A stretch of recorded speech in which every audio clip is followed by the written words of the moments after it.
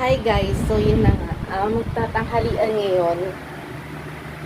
Magtatanghalian na. Si Mama, ang dami na nilutong ulam. So, sabi niya dito na lang daw ako kumain sa kwarto ko kasi nga kumain na sila sa kwarto nila. So, hindi na ako makakasabay.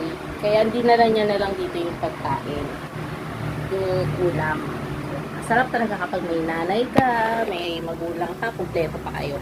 So, ito na nga, papakita ko sa inyo guys. Hindi ko alam kung tanghalian, parang last na tanghalian ko na yata to kasi sobrang dami ng luto, ng ulam na niluto niya. Talaga. Makikita nyo, hindi ko alam, baka mukbang ba ang gagawin ko dito o ano. Pero eto, tingin ko pa lang mabubusog na talaga ako dito. Pero sa tingin ko may matitira. Kasi sobrang dami. Ayan guys, ayan isda, tapos gulay na ano yan na hindi ko alam kung anong klaseng gulay yan, pero yung sitaw na may bagoong, na may saluyot at okra, yan. Tapos meron din tayong gulay na gatang puso ng saging. So yan yung tanghalian ko ngayon. Hindi ko alam kung maubos ko to, pero siguro naman mauubos ko to. Kung hindi naman, pwedeng mamayang hapunan. Yan guys, kain tayo. Kakain na ako. Magsisimula na akong kumain. Kasi sa tingin ko pa lang, titingnan ko pa lang, nakakatakam na. Although nag-ano ko kanina kasi nagkape ako at saka na saging na prito. Nagprito kasi si Mama kanina ng saging. Saging na saba. Tapos, inalmusal ko is kape, tsaka yung saging. Tapos, sinawsaw ko sa asukal. Yun yung kanina almusal ko. Wala pa naman akong 1 hour bago nag-almusal. Pero ito, nakaluto na agad si Mama. Naku naman, hindi ko alam kung ano. Tataba yata ako nito.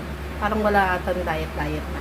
Pero masustansya naman siya. Healthy naman yung ulam ko ngayon. Kaya, hindi naman siguro ako mag-worry. Kasi healthy naman yan. So, ang kulang na lang, para hindi mabulunan, ay tubig. Ayan, tubig. Kakain na tayo, guys. Kain tayo, guys, at tanghalian. At dahil takam na takam ako, ayan, sinubukan ko na talaga siyang kainin. Naman, nakakatakam na nga naman. Ayan, nakalimutan ko pa talagang magdasal, kaya nag-cross na lang ako.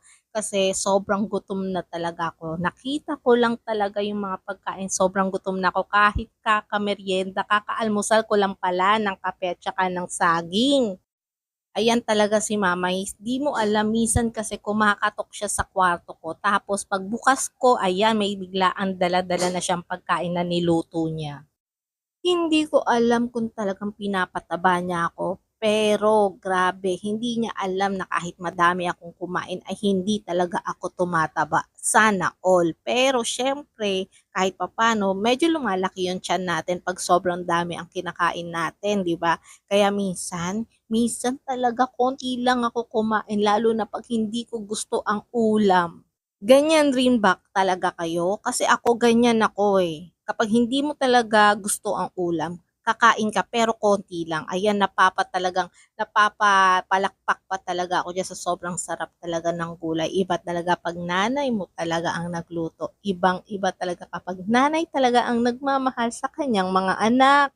Ibang-iba talaga kapag ramdam mo talaga at nararamdaman mo talaga kasi ramdam mo. O, di ba? Naintindihan niyo ba ako? Kasi ako parang ang gulo eh, hindi ko rin talaga maintindihan, pero ramdam ko ang pagmamahal ng isang ina. Lalo pa at kumpleto ang iyong mga magulang, sobrang saya, sobrang sarap at walang kasing saya ang mabuhay habang kumpleto pa sila, di ba? At talaga naman talaga hindi ko alam kung mabubulunan ba ako diyan o hindi. Kasi siyempre nilalasap ko talaga yung sarap ng gulay tsaka ng kanin at tsaka ng gulay tsaka ng siyempre hindi ko alam kung uminom ba ako diyan, hindi ko na maalala. Basta ang alam ko lang masarap yung gulay.